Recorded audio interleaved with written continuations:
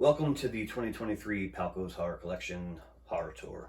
For those new, welcome to my channel. For my friends that have come back, thanks for coming back, thanks for sticking around. There are some new pieces added this year, there are some old that are gone. The room for the most part has been almost completely rearranged. Still trying to fit some new stuff in, still have some other pieces coming in the near future, but I kind of just, it was getting a little bit late in the year and I wanted to make this video. I hope you all enjoy it. Thanks for sticking around. Leave your questions and comments down below. I try and read every comment. It's not like I get a super amount or anything, but I appreciate your watches. I appreciate your support, and thanks so much, guys.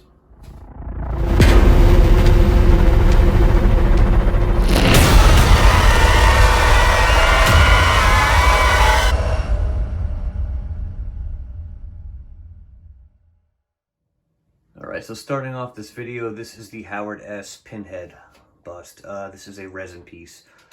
I picked this one off a private collector in Florida probably about 5 or 6 years ago. Super solid sculpt, it looks awesome. And then going down, this is the Mike FX Angelique bust. I recently sent this out to Louis Fry probably about like 5 or 6 months ago for a repaint.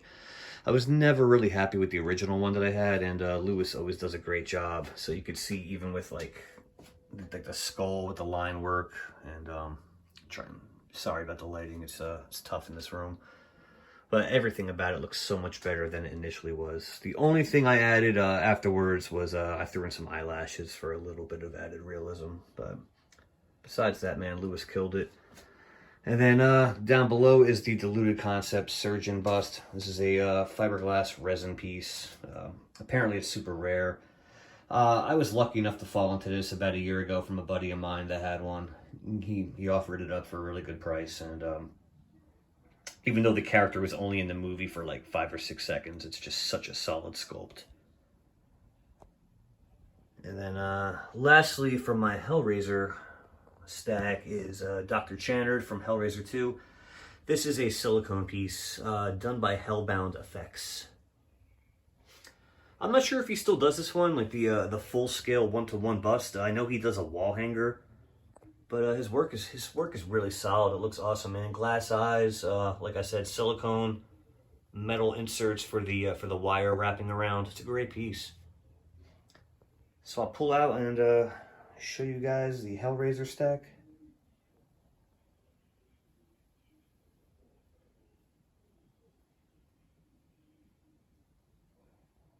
Moving along, this is the Child Catcher from Chitty Chitty Bang Bang. This is a resin piece done by Thomas Enos. Probably one of my favorite, if not my favorite piece in the collection, just because of the haunted memories that this character gave me as a kid and just how cool the piece actually is. It's just such an odd piece to see from a quote-unquote horror collection. Probably not something you would expect from something like this, I guess. And then going down, we have the Creation X Leatherface. This was originally a Jonathan Fuller sculpt that I believe that Mike bought the rights to, or the molds, I should say, actually, 2 years ago. He did a great job finishing it. It's latex. The only thing I added was the tie, just to add a little extra depth to it. And going down, this is the Part 4 Jason Voorhees. This is a resin Chuck Jarman piece. This is a really old piece he did. I've seen revisions he's done over the years, but I kind of like this one the best so far from what I've seen out of them.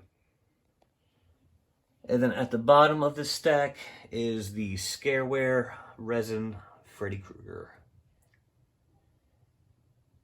And I added the sweater, I added the hat, and then also real metal gloves, which I purchased from Nightmare Gloves back in the day when I put this piece together. So let me pan out again, and I will give you a view of all this cabinet together.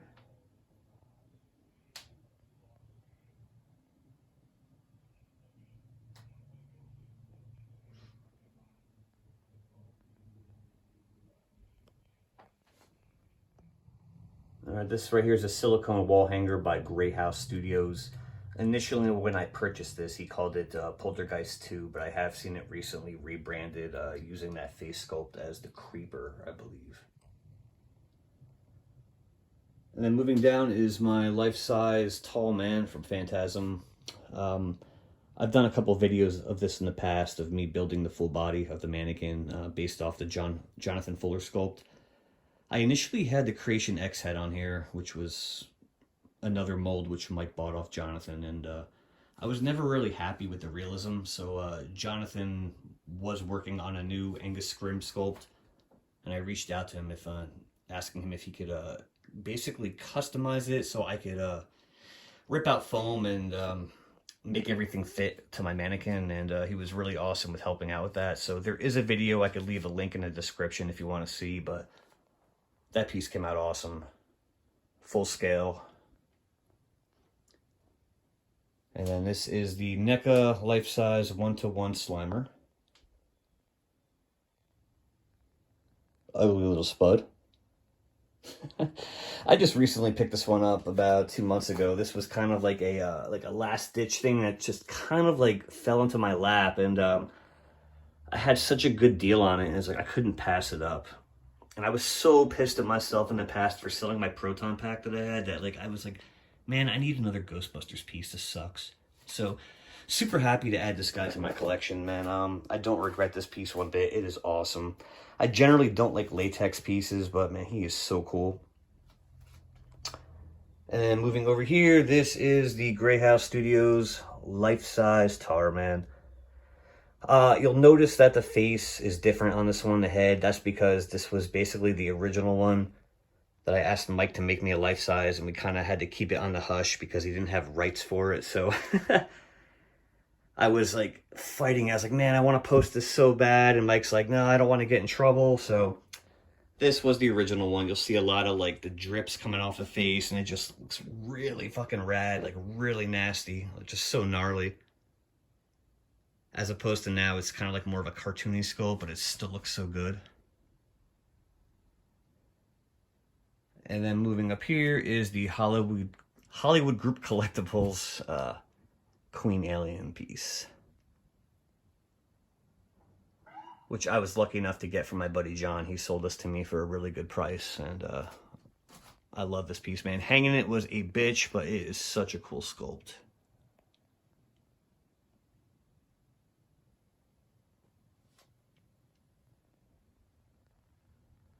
I sprayed a little bit of clear coat inside the mouth just to kind of goop it up a little bit, and also painted the nails silver for a little more screen accuracy. I'm sure I'll do more work eventually. We'll see, but yeah, it's an awesome piece, man. Let me just kind of pan out a little bit just to this section of the room.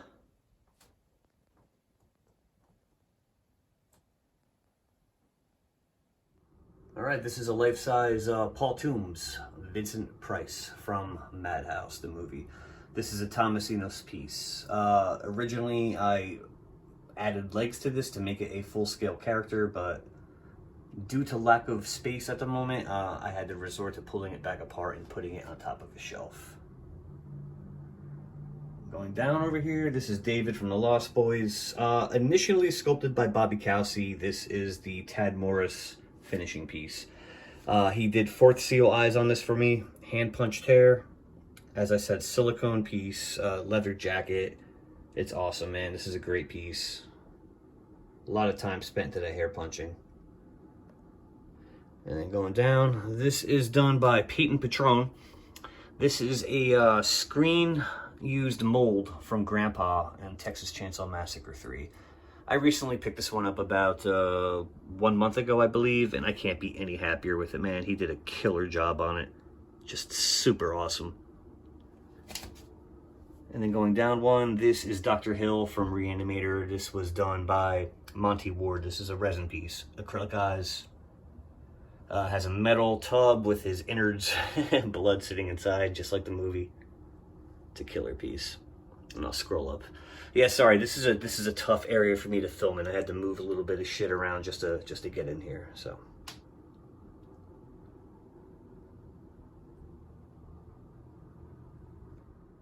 All right, next up on the list are actually two Chuck Jarman pieces. This was an old bub that he did. Super, super old piece. This is the only one I've ever seen where he actually had the hand eating the brain. I've seen the other ones where he just has the bust, like the new sculpt, but I've never seen anybody else with that one in the collection. And this was his interpretation of the Blair monster from The Thing. Also a resin piece. Lots of cool gunk, nasty ass bile and whatnot dripping from the teeth. It's a really great sculpt from Chuck. This was Nightmare Studios, I believe. This was the Phantasm Sentinel Sphere. Full metal, hand polished. It's a great piece, man. He does really great work as well. And also going down to some of his work as well, he also made me this Reanimator box.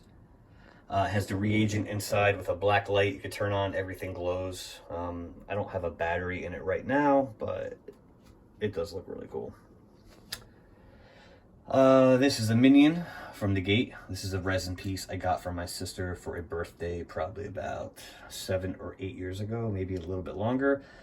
Unfortunately, I don't know who cast this, who sculpted it, but it was a gift from her. She doesn't remember who she bought it from, but it's awesome. And she actually got me this silicone hand with the eye in it for last Christmas, and it fits so well with that, so threw that bad boy behind there.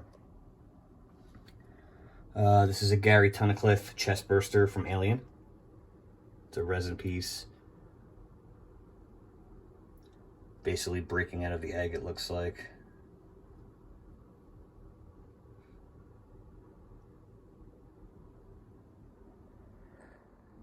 This right here is the Evan Parr FX Vincent Price from the Abominable Dr. Phibes. Such a cool sculpt, man. He really nailed the face.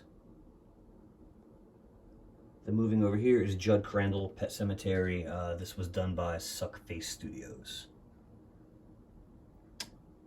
Man, Daz does really killer paintwork and stuff. The only thing I added was the clothing, was the overalls, and gave it a little more depth to his sculpt. But it looks so good. And going down over here is the It's Alive Baby by Chuck Jarman. Sorry, the lighting is really rough down here.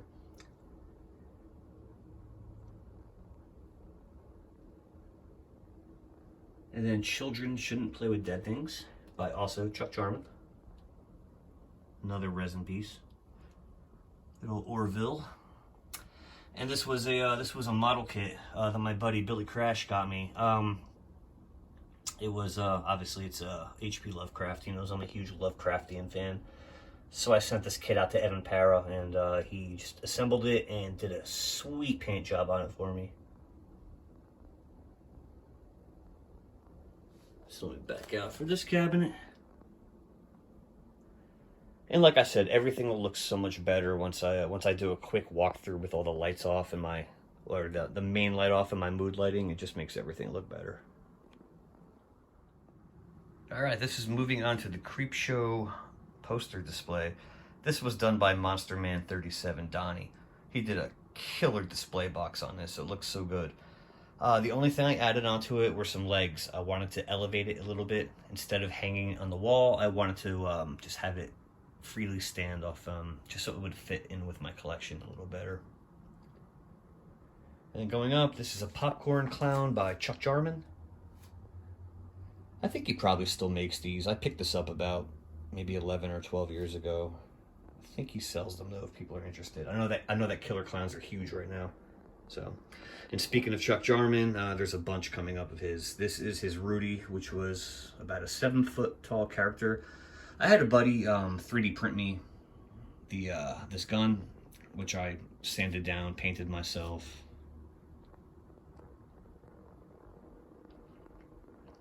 And then this is also a Chuck Jarman piece.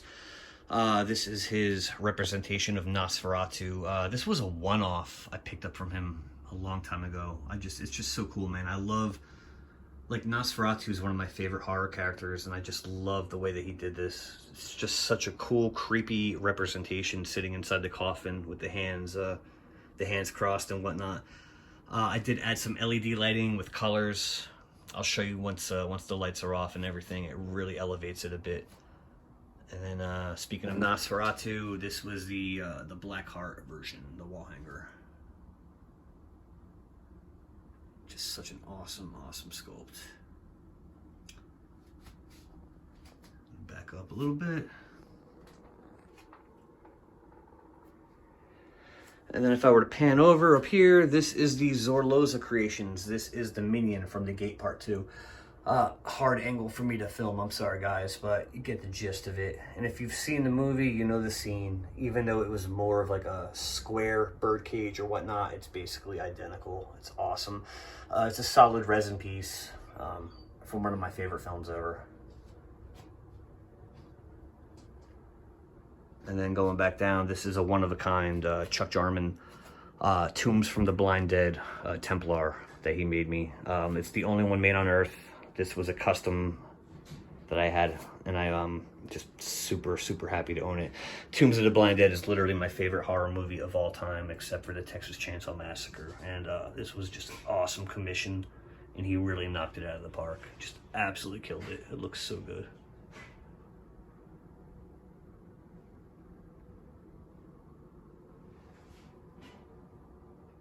Actually, almost forgot two things over here. This was a Candyman hook by Tony Campagna.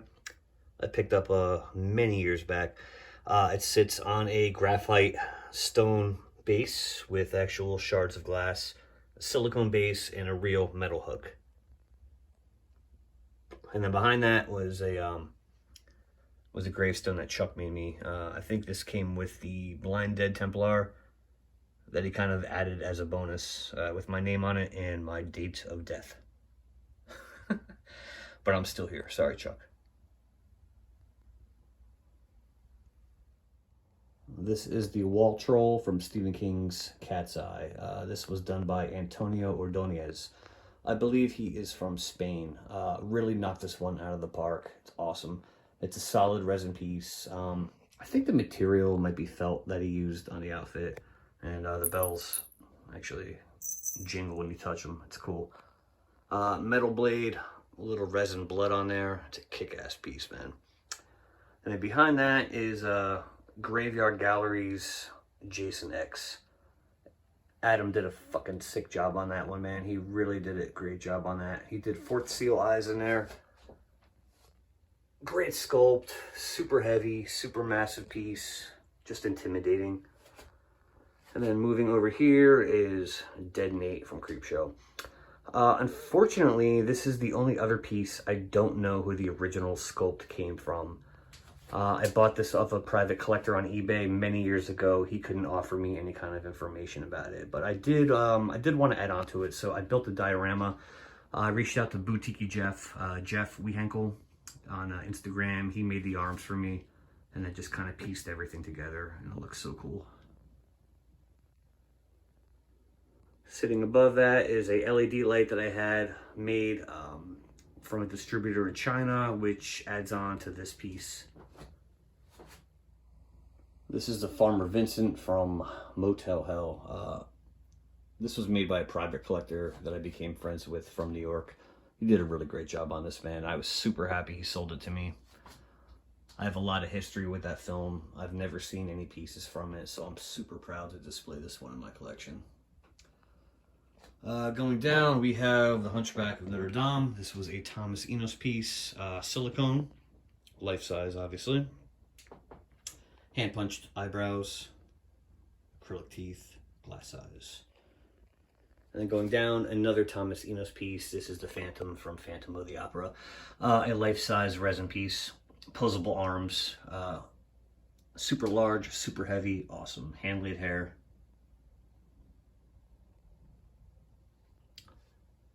And then moving over here, we have Grandpa from Texas Chainsaw Massacre 2.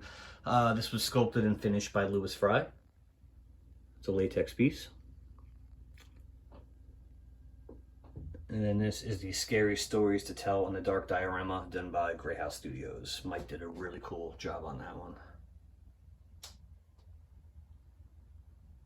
And above that, above the chainsaw, we have Talos from Jason and the Argonauts. done by Neil over at Creator Works.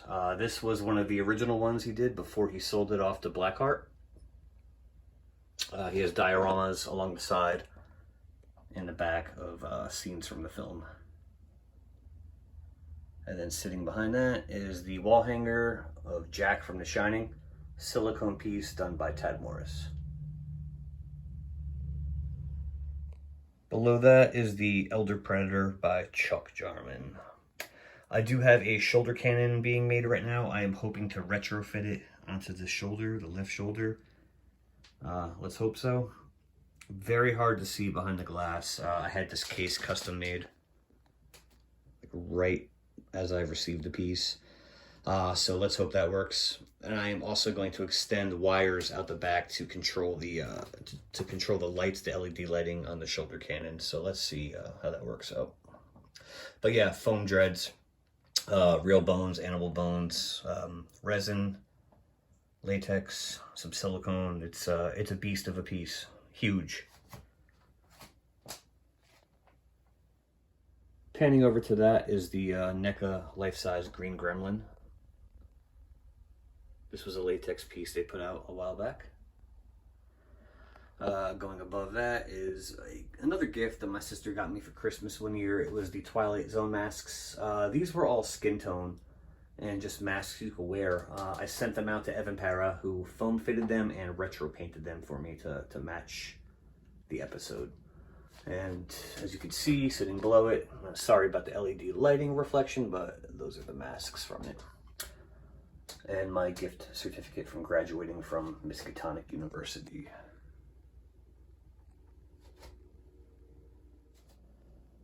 And then finishing towards the end over here, this is the Devil's Latex Part 7, Jason Voorhees. The chain around the neck, and removable mask.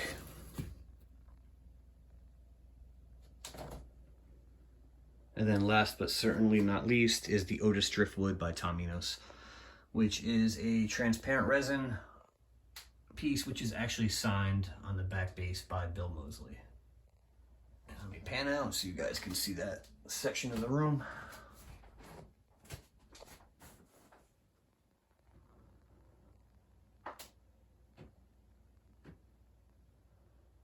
And then let me do the lights off and the mood lighting tour real quick. And then this is if you were to walk into the horror room at night.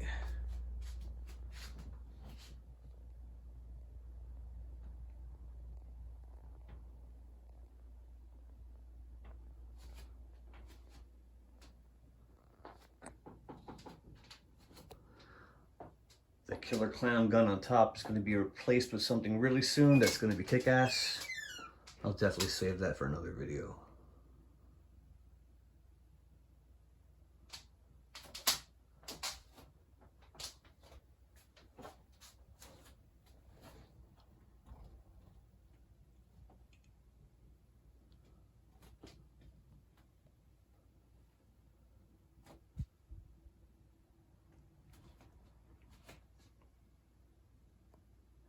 Spend a lot of my time there playing arcade games.